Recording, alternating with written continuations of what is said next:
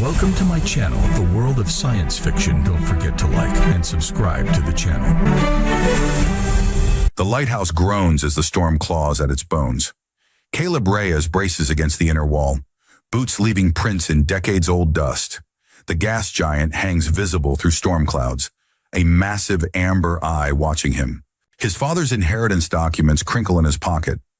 Marcus Reyes' final joke, bequeathing this rusting tomb where he'd vanished 23 years ago, leaving a 7-year-old son and a wife who drank herself to death waiting.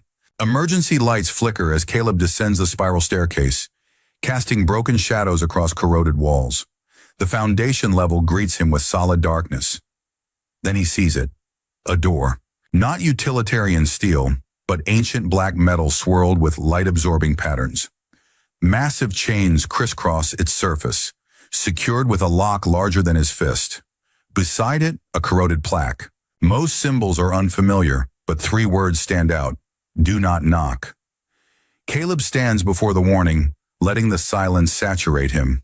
The storm's roar fades to a distant whisper. In this pocket of absolute quiet, he can hear his own pulse, rapid, expectant. The air here feels different, heavier, as if centuries of held breath pressed down from above. From his pocket, he pulls the inheritance papers. His father's handwriting fills the margins. Maintenance notes in that familiar, cramped script. Generator coupling. Check every 72 hours. Plasma conduit. Weekly inspection. Emergency protocols. Memorize. Don't trust systems. The practical advice of a man who trusted nothing but his own preparation. His fingers trace one particular notation. Sub-level, unexplored. Advise extreme caution. Even in his father's careful hand, the words seemed to vibrate with unspoken warning. If silence could kill, wouldn't it have claimed him already? 23 years of questions. 23 years of his mother's eyes growing more hollow with each empty day. If answers waited behind that door, wouldn't silence be just another kind of murder? He raises his fist. Maybe you owe me answers, old man.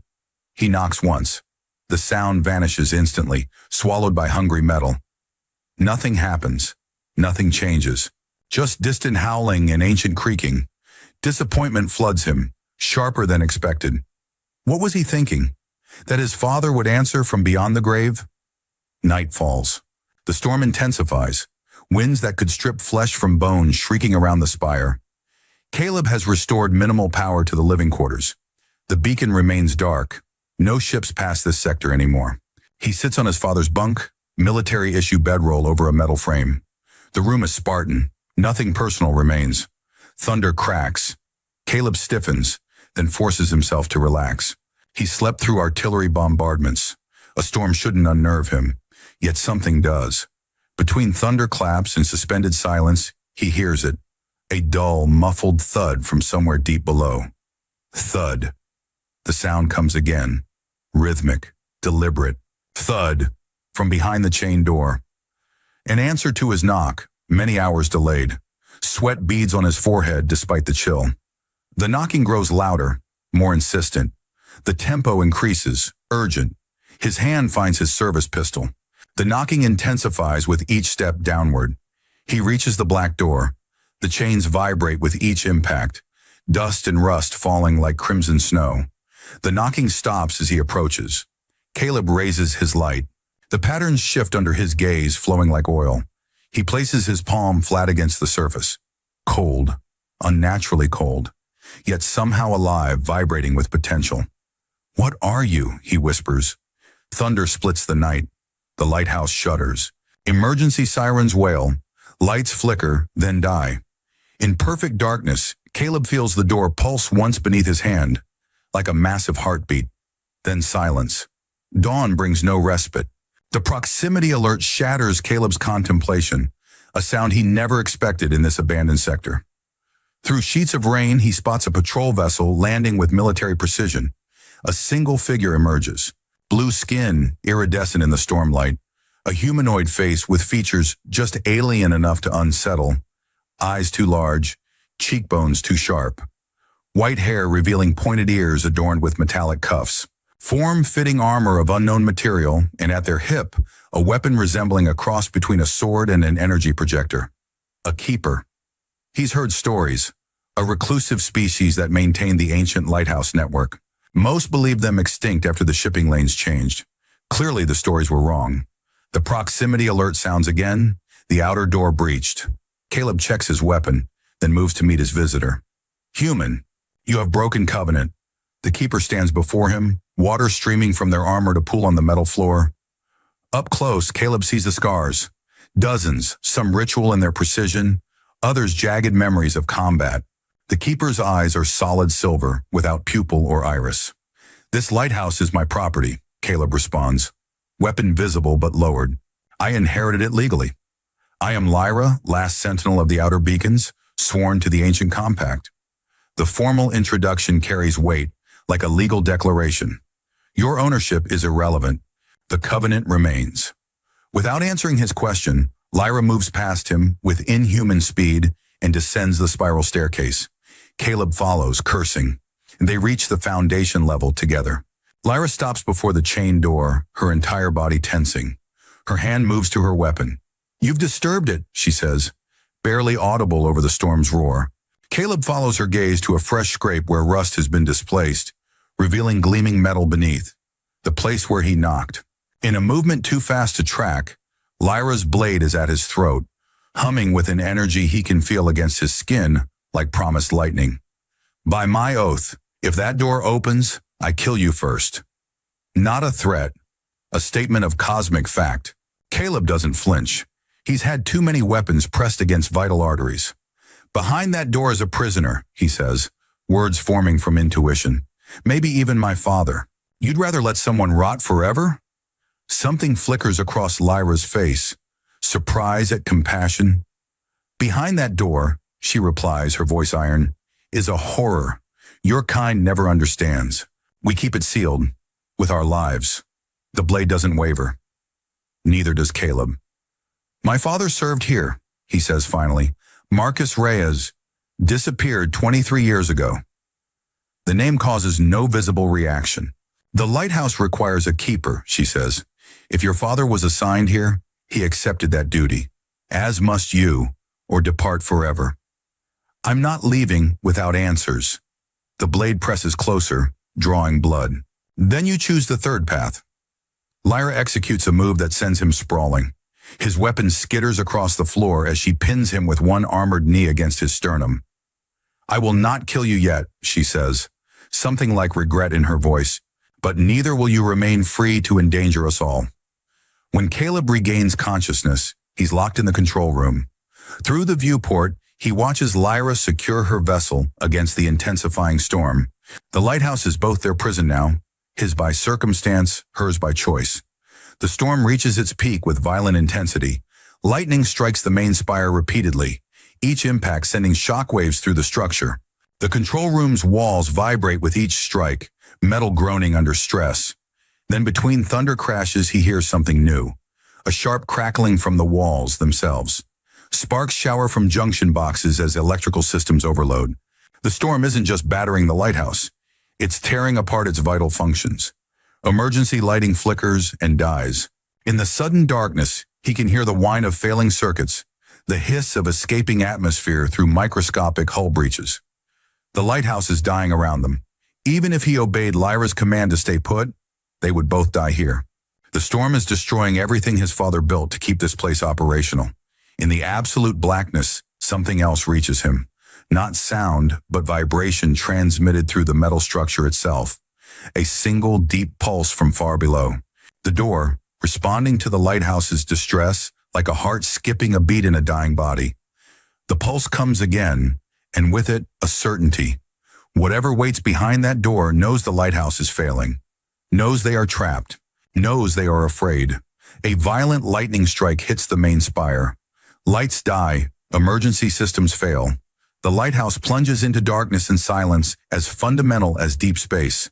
The electronic lock has disengaged. He pushes, and the door swings open. Somewhere below, metal screams, the sound of something vital giving way. A warning klaxon manages a single dying wail before falling silent. Caleb navigates by memory, descending toward the sound. If critical systems are failing, they both face death. He finds Lyra frantically working to bypass damaged circuitry. A plasma conduit has ruptured nearby, still burning with cold blue fire. As he watches, another connection fails. Plasma erupts, catching Lyra across her exposed arm. She makes no sound, but her body crumples against the wall, breath ragged. Caleb moves without thinking.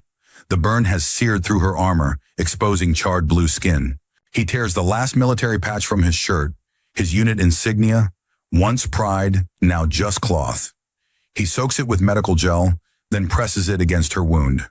The fabric against her wrist makes Lyra's entire body go rigid. Among keepers, the wrist bears the nerve clusters of the oath bond. To touch it is to claim kinship deeper than blood, more sacred than marriage vows. His human patch becomes a contract written in pain and trust, witnessed by emergency lighting and the smell of burned flesh. The primary coupling has failed, she says, voice tight with more than physical pain. Without it, we cannot restart the generator. From somewhere below, a metallic clang echoes upward, chains shifting, metal grinding against stone. The sound is brief but unmistakable. There should be manual override protocols, Caleb replies, securing the makeshift bandage while trying to ignore the sound. All lighthouses had them. You know the systems? My father taught me. Before he disappeared. The admission costs him, revealing a vulnerability. Together they navigate to the generator room. Caleb works efficiently, rerouting power pathways. His father's voice echoes in his memory, explaining the intricate systems that keep a lighthouse functioning. With mechanical clanks, emergency power engages. Minimal lighting returns, just enough to navigate. That's all we get until the storm passes and I can repair the primary coupling, Caleb says. Lyra nods, cradling her injured arm. The military patch bandage has stemmed the bleeding, but the cold has leached color from her blue skin. They relocate to the living quarters. The silence between them stretches, filled with distant howling and pain creaking. What's behind the door? Caleb finally asks. That knowledge is forbidden. Something knocked back. After I knocked, he meets her silver gaze directly. Something alive. Some things live that should not. Her voice drops lower. Some truths destroy. Caleb breaks his last ration bar, offering the larger portion to Lyra. She hesitates, then accepts. Their eyes meet in the sudden silence that follows. A dull, heavy thud cuts through the stillness. Then another, and another. The pounding from behind the chained door has resumed. Louder now, more insistent. Each impact reverberates through the metal. Lyra rises, moving toward her weapon. Her injured arm trembles. It senses the storm's peak approaches, she says, dread in her voice. It grows stronger when chaos reigns. The pounding intensifies, a frantic rhythm. The entire lighthouse shudders with each impact. What is it? Caleb demands, grabbing her uninjured arm. What could possibly be so dangerous? For the first time, fear cracks through her stoic exterior. Real fear, primal and absolute. The first guardian, she whispers. The one who witnessed the breaking of worlds. The pounding grows more violent. A metallic screech suggests damage to the door's restraints. We should check the chains, Caleb says, reaching for his pistol. Lyra's hand closes around his wrist. No, we stay here. We wait. And if it breaks free, her silver eyes meet his, unflinching. If it comes, you die first. The storm reaches its apex near midnight. Lightning strikes continuously, electricity crawling across the hull like luminous serpents. The pounding has become a constant assault. Lyra stands at the doorway, weapon drawn. Her injured arm hangs at her side, the patch bandage soaked with deep blue blood. She has refused further treatment. Caleb checks his weapon. 6 rounds. Unlikely to stop whatever emerges, but the weight provides cold comfort. Your people, he says, desperate to fill the terrible silence. Why did they build these lighthouses? We didn't build them. We inherited them, as you inherited this one. A pause. The builders are long gone. Only their warnings remain. A violent impact shakes the floor. The rhythm has changed, concentrated at specific points rather than distributed. It's testing the restraints, Lyra whispers, dread evident. It learns. The next impact brings the sound they've both been dreading. Crack. Metal gives way. The floor trembles. A final deafening crash echoes through the lighthouse as ancient chains clatter against the metal flooring. A moment of utter silence follows. Even the storm seems to pause. Lyra straightens, her grip tightening. It comes! Remember what I said. Her blade rises, humming with deadly energy. Then heavy footsteps, slow, uneven.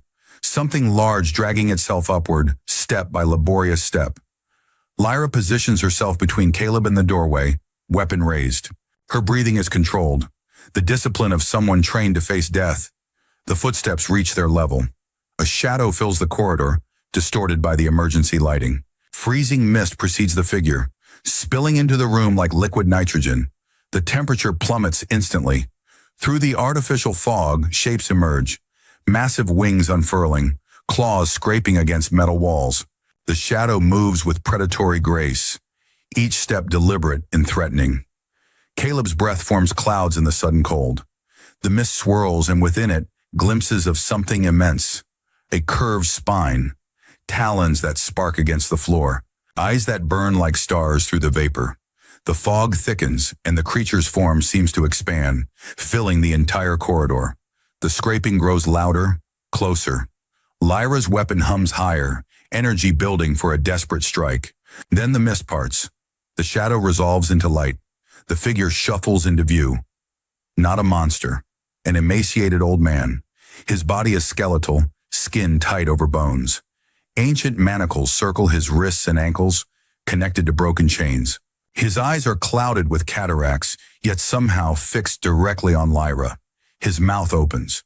A vibration emerges that Caleb feels in his chest rather than hears.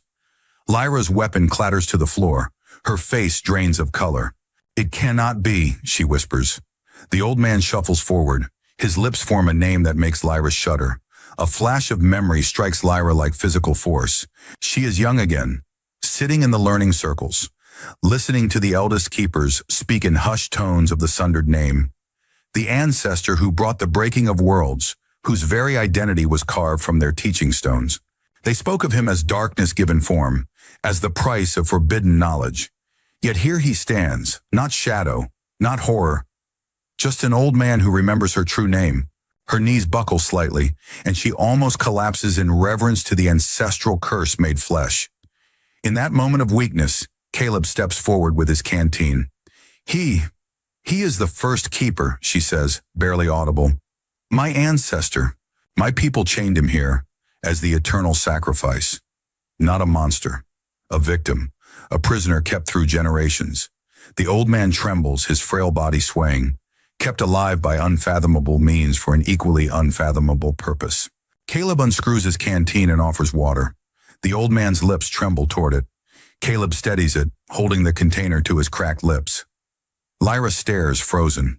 This human whom she swore to kill if the door opened, now does what her people never dared. Shows mercy. Her hand, trembling, lays atop Caleb's as he holds the canteen. Together they give the old man a drink. At that moment, the storm outside falls silent. The constant background roar simply stops. The old man's eyes open again. The milky film recedes to reveal irises of pure silver, identical to Lyra's. He speaks. His voice is dust and gravel, stones grinding after eons of silence. The language is unfamiliar to Caleb, but its cadence is ritual. Lyra responds, her voice breaking. Finally, the old man turns to Caleb, switching to universal standard. First, in centuries, the ancient keeper's skeletal fingers extend toward Caleb's face. "You sought truth." Caleb allows the cold touch against his cheek. "What truth?" he asks. "Why were you imprisoned?" A twisted smile. "Not prisoner, guardian." His hand moves to his chest. "I contain." Lyra makes a wounded sound. "The breaking of worlds," she whispers. "You contain the breaking of worlds." The old man nods, barely perceptible. "In my flesh." Understanding dawns horrifically. This being has been used as a living container, a vessel for something too dangerous to exist freely, too valuable to destroy. "My father," Caleb says, the question burning. "Did he learn this? Is that why he disappeared?" The Guardian's eyes fix on him with sudden sharpness. Marcus. Reyes. The name emerges clearly. He freed me. Briefly. Lyra gasps. That's impossible. The chains. Not chains of metal. The Guardian taps his forehead. Chains of mind. Memory. His gaze returns to Caleb. He showed kindness. Water. Touch. A rattling breath. For that, they took him. Who took him? Caleb demands. Where?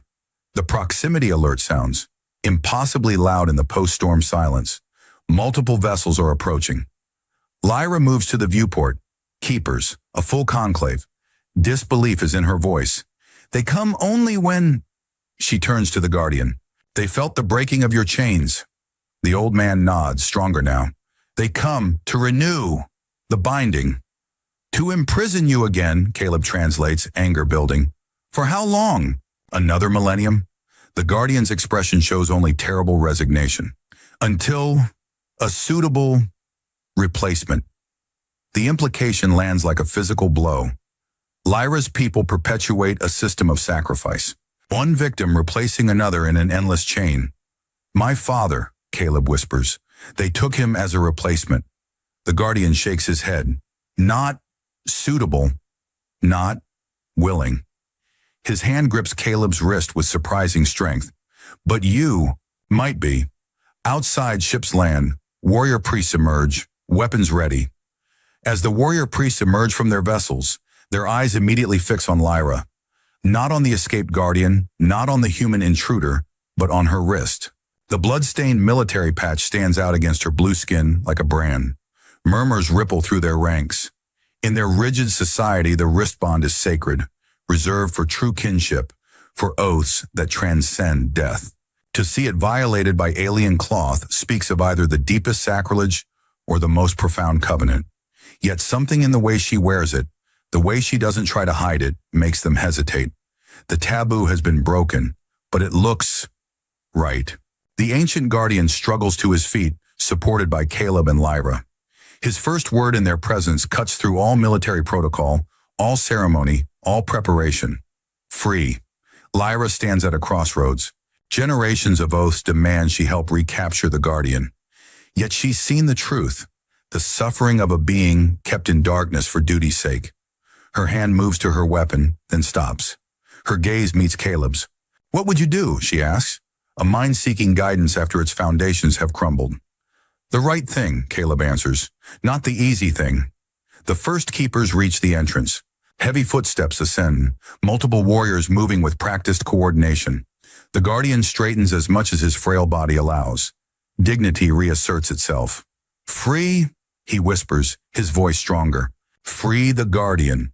The keepers burst in, weapons raised, faces masked behind ceremonial helmets. They freeze at the tableau, Lyra beside the Ancient One, Caleb supporting his arm, broken chains scattered across the floor. The lead keeper removes his helmet.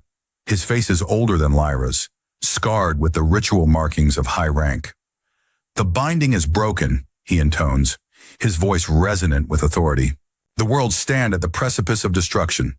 Lyra steps forward, placing herself between the newcomers and the Guardian. The binding was a lie, she responds, her voice carrying revelation. We were not protectors. We were jailers. You forget yourself, Final Sentinel. Our oath spans millennia. An oath built on suffering, Caleb interjects, on sacrifice without consent. The lead keeper's gaze flickers away. Guilt, perhaps. Marcus Reyes interfered with sacred duty. He was contained.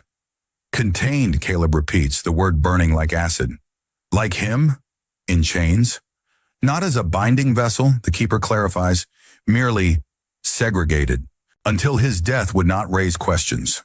The revelation strikes like a physical force. His father, alive. Where, he demands, his hand moving to his weapon. The lead keeper assesses the room. The broken chains, the freed Guardian, Lyra's protective stance, Caleb's barely contained fury. Uncertainty crosses his features. The temple of eternal vigilance, he admits finally. In the inner system, the Guardian nods, where replacements are prepared. Revulsion crosses Lyra's face. Replacements. We've been preparing new vessels? This was never taught to Sentinels. Need to know, the lead keeper responds, his conviction sounding hollow. There is no greater good that justifies eternal suffering, Caleb says, each word precise. Only convenient excuses for cruelty. The Guardian places a hand on Caleb's arm. Vengeance solves nothing. His milky eyes turn to the assembled keepers. But truth might save. He shuffles toward the lead keeper. With trembling fingers, he reaches toward the keeper's face. See? The Guardian whispers. His palm presses against the keeper's forehead. A shock wave pulses through the room. The keeper gasps, his silver eyes widening. When the Guardian withdraws, the keeper falls to his knees, breathing ragged. What did you show him? Lyra asks, hushed. The beginning. The truth. The lead keeper raises his face. Tears stream from his silver eyes, cutting tracks through the ritual markings. The sundering was not what we were taught, he says, hollow with shock. The power contained is not destruction. It's memory. Memory? Caleb repeats, confused. Knowledge, the Guardian clarifies, of worlds before, of civilizations lost. His clouded eyes fix on Caleb. Your father understood. He listened to my memories. The Guardian wasn't imprisoned to contain destruction, but knowledge deemed too dangerous.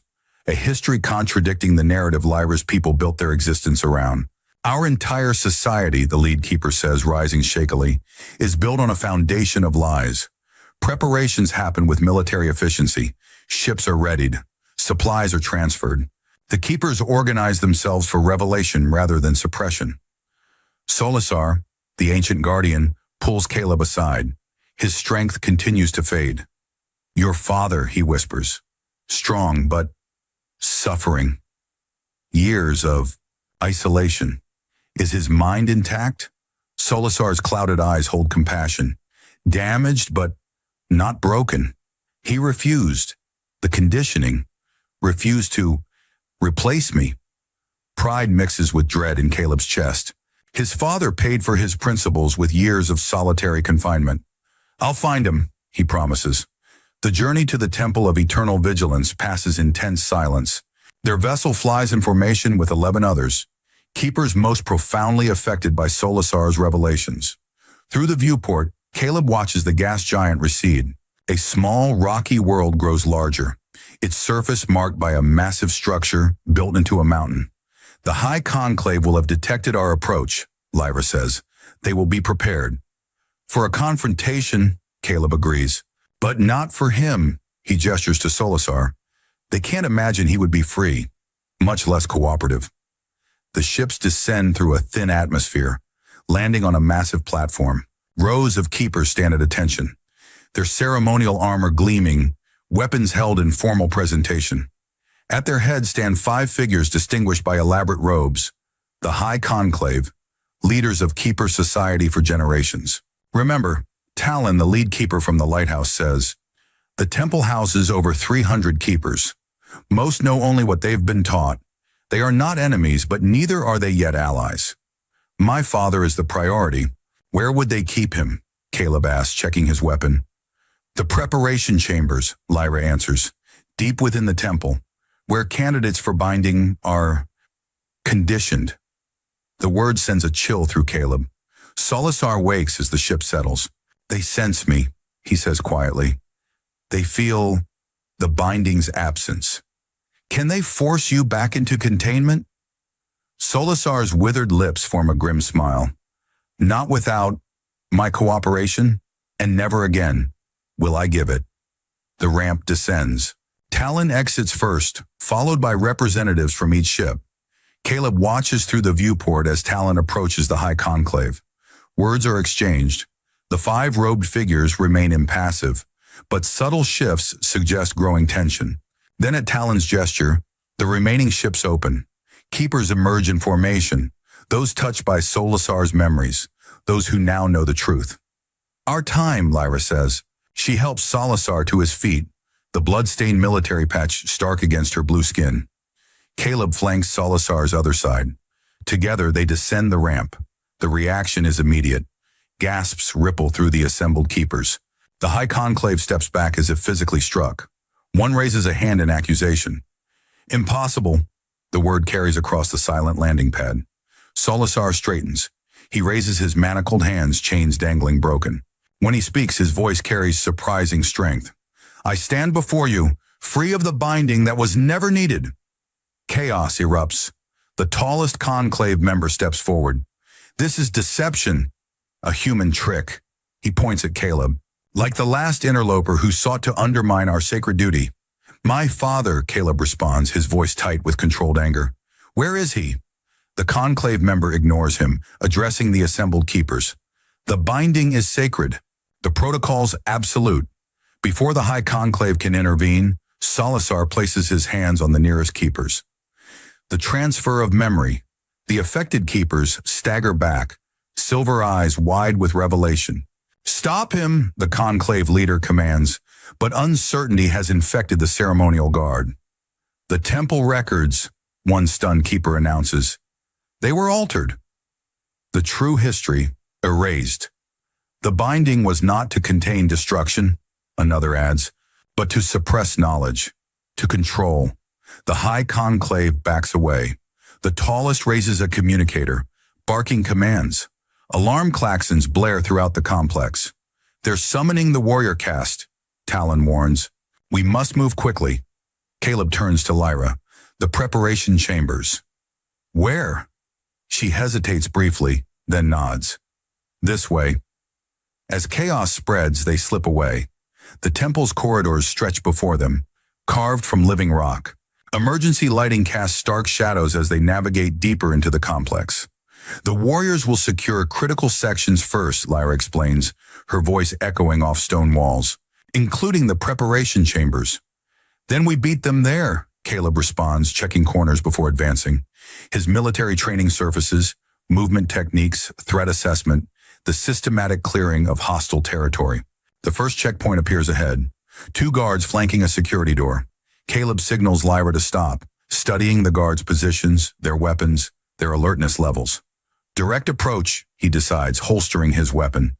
Before Lyra can object, he straightens his posture and strides forward with the confidence of someone who belongs. Sentinel Lyra and escort, he announces formally, his voice carrying just enough authority to sound legitimate. Emergency protocols are in effect. We require immediate access to the preparation subject. The guards exchange uncertain glances. One steps forward, weapon lowering slightly. We've received no authorization for... The binding has failed, Lyra improvises, following Caleb's lead. Direct orders from the High Conclave. All containment protocols are compromised. The guard hesitates, reaching for his communicator. I need to verify. Caleb moves. 3 steps close the distance. His first strike collapses the guard's windpipe before he can speak into the device. The second guard raises his weapon, but Caleb's elbow catches his temple with surgical precision. Both bodies drop silently. Not heroic, Lyra observes. Effective, Caleb corrects, taking a security chip from the unconscious guards. Heroes get people killed. Beyond lies a circular chamber. The walls are lined with cells sealed with transparent barriers. Most stand empty. One, at the far end, holds a figure. Caleb approaches slowly, dread building with each step. The cell's occupant sits cross-legged, back straight, eyes closed. Gray hair hangs long and unkempt. The once powerful frame has thinned, but the face, older, lined, weathered, remains unmistakable. Marcus Reyes, his father. Dad, Caleb whispers, pressing his palm against the transparent barrier. The man's eyes open, dark, clear eyes showing no surprise, only weary acceptance. You're not real, Marcus says, his voice rough from disuse. Another test. Caleb's heart contracts painfully. It's me, Dad. It's Caleb. Marcus shakes his head. They've tried this before. Using his image, my son's face. He closes his eyes again. I won't break. Psychological conditioning, Lyra explains quietly. They break resistance through false hopes, false rescues. Anger burns through Caleb's veins. Open it. Lyra accesses the control panel. Security lockouts are in place. I can't override from here. But I can. Talon stands in the doorway, flanked by allied keepers. The High Conclave has fled to the inner sanctum, he reports, moving to the control panel. Fighting has broken out in the upper levels. The cell's barrier slides open. Marcus doesn't move, eyes closed, posture rigid. Another illusion, he murmurs. Caleb kneels before his father. 23 years since he last touched him. Dad, he says, his voice breaking. It's really me. I found the lighthouse. I found the door. Marcus's eyes open. A spark of hope is ruthlessly suppressed. They always know what to say, he responds, doubt entering his voice. You taught me how lighthouse generators work, Caleb continues, desperate to break through. You showed me how to bypass failed couplings. A tremor passes through Marcus's rigid frame. Anyone could know that. You kept a picture of Mom in your toolkit. Not in your quarters, not in your wallet. In your toolkit taped inside the lid. Caleb's voice grows stronger, more certain. You said it was because she was the most useful thing in your life. The most essential. The tool that built everything else. Marcus's breath catches. His hands clench into fists. The night before you left for the lighthouse, Caleb presses on, you told me stars aren't just navigation points. They're promises. That as long as we can see the same stars, we're never truly apart. That no matter how far we travel, we carry the same light. A single tear tracks down Marcus's weathered cheek. Caleb, he whispers, his voice cracking. My son? I'm here, Dad. Caleb's own vision blurs. I found you. Marcus reaches with trembling fingers, touching Caleb's face as if expecting an illusion. When he meets solid flesh, a sob escapes him. My boy, he gasps. My boy. They embrace 2 decades of absence collapsing in a moment of connection. We need to move, Talon warns. The warrior caste will secure this level soon. An announcement crackles through the temple's communication system. Lockdown protocol initiated. All sections sealed. Reclamation protocol. 12 minutes to activation. Caleb helps his father to his feet. Marcus stands unsteadily, his legs weak from years of minimal use. He leans heavily on his son. The old one, he asks. Solisar. Is he? Free, Caleb confirms, and sharing the truth. A smile transforms Marcus's gaunt face. Then it wasn't for nothing. All these years, pride shines through the exhaustion. You found the door. You knocked. Just like you did, Caleb realizes. You discovered what the binding really was. Marcus nods. And they couldn't let that knowledge spread. Couldn't let me reveal that they'd imprisoned a living archive of their own history. The parts they wanted forgotten. They move toward the exit, Marcus's steps growing steadier. Talon leads, the other keepers forming a protective formation. An alarm cuts through the air. Red emergency lighting bathes the corridors. Massive security doors begin closing throughout the complex. Lockdown initiated, Talon confirms grimly. They're sealing the temple. Marcus straightens, pulling away from Caleb's support. I know another way, he says, his voice stronger. Maintenance shafts. 23 years watching, learning, waiting. I know this place's secrets. He accesses a panel nearly hidden in the wall, revealing a narrow tunnel. It won't be comfortable, he warns. Comfortable stopped being an option when I knocked on that door, Caleb responds. The maintenance tunnels force them into single file, Marcus leading despite his weakened condition. His knowledge of the temple's hidden pathways proves invaluable. He guides them around electrified security grids, through passages too narrow for armored guards to follow effectively. Left here, Marcus whispers, directing them through a junction barely wide enough for their shoulders. The main route would trigger sensors. Caleb watches his father navigate with perfect recall, every turn planned, every obstacle anticipated. Years of observation have mapped every hidden space in his prison. You never stopped planning, Caleb realizes, never stopped hoping someone would come. Marcus pauses at a ventilation grate, checking the corridor beyond before continuing. Hope was all they couldn't take away. Hope and knowledge. He taps his temple. Solisar's memories. The true history. I couldn't let that die with me. They emerge into a wider service tunnel, allowing them to move faster. Through junction gaps, they glimpse chaos. Keepers fighting keepers in ornate corridors. Centuries of certainty collapsing into hours of violent transformation. Where is Solisar now? Caleb asks. The Great Hall, Talon responds. He continues to share memories, to reveal unaltered history. And the High Conclave? Barricaded in the inner sanctum, they've activated ancient protocols, systems not used for centuries. Talon's expression darkens, including the reclamation protocol. Marcus stiffens. They wouldn't. A fail-safe, Lyra explains, horror evident. If the binding fails completely, the temple is designed to collapse, to bury everything. Suicide, Caleb translates. Marcus nods grimly. They would rather destroy themselves and all they've hidden than face the truth. How long? 7 minutes remaining, Talon says, checking his readings. They move with renewed urgency. Marcus leads them upward toward the temple's massive central spire. Landing pads at the apex, he explains. Emergency evacuation vessels kept ready. We need to warn the others, Lyra insists, touching the blood-soaked patch on her arm. Hundreds remain in the temple, unaware. Talon broadcasts a general alert. Whether it will be believed remains uncertain. They emerge onto the upper level. The apex spire houses the evacuation vessels. Through viewport windows, they see the battle raging below. Blue figures in combat formations, a society tearing itself apart as truth confronts centuries of lies. 4 minutes, Talon reports. Caleb helps his father toward the nearest vessel. We need to find Solasar. The ancient guardian appears from an adjacent corridor supported by 2 keepers. His clouded eyes find Caleb immediately. Marcus, he says, spotting Caleb's father. You survived. Thanks to your teaching, as Marcus responds. The memories you shared sustain me. Solasar nods, satisfaction evident. And now, all will know. The cycle ends. Not if the temple collapses with us inside it, Caleb counters. We have minutes. Then we leave, Solasar says simply. The seeds are planted. Truth spreads like light, unstoppable once released. They board the evacuation vessel. Through the viewports, they watch as other ships launch.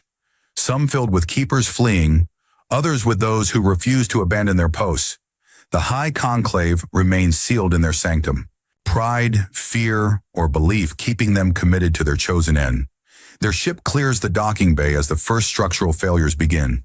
The mountain itself seems to exhale, stone blocks separating with mathematical precision.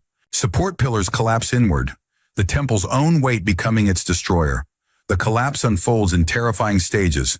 First, the outer walls crumble like ancient parchment. Then the great halls cave inward, their vaulted ceilings crushing ceremonial chambers where generations of keepers had sworn sacred oaths. The mountain breathes once, twice, then swallows the temple completely. Dust clouds billow outward, obscuring the devastation. Where the temple of eternal vigilance once stood, only raw stone remains. In silence, they watch centuries of secrets disappear in clouds of dust. What now? Caleb asks, the question directed at everyone and no one. Solasar places a withered hand on his shoulder. Now, rebuilding, with truth instead of fear. Marcus stands at the viewport, watching his prison disappear. 23 years are buried in that collapse. His expression shows neither joy nor sadness, only acceptance. And us? Caleb asks, moving beside his father. Marcus turns, studying his son's face as if memorizing details changed by time and hardship. The lighthouse still stands, he says quietly. Someone should keep it running. The storms are getting worse, Caleb observes. That moon won't be habitable much longer. A faint smile crosses Marcus's face. Then we'd better work quickly. He places a hand on Caleb's shoulder. Together this time, the ship accelerates away from the devastation. Behind them, an era ends in dust and silence. Solasar moves to stand between father and son. His ancient hand rests atop theirs where they touch on Caleb's shoulder. They chained a monster. He found a man.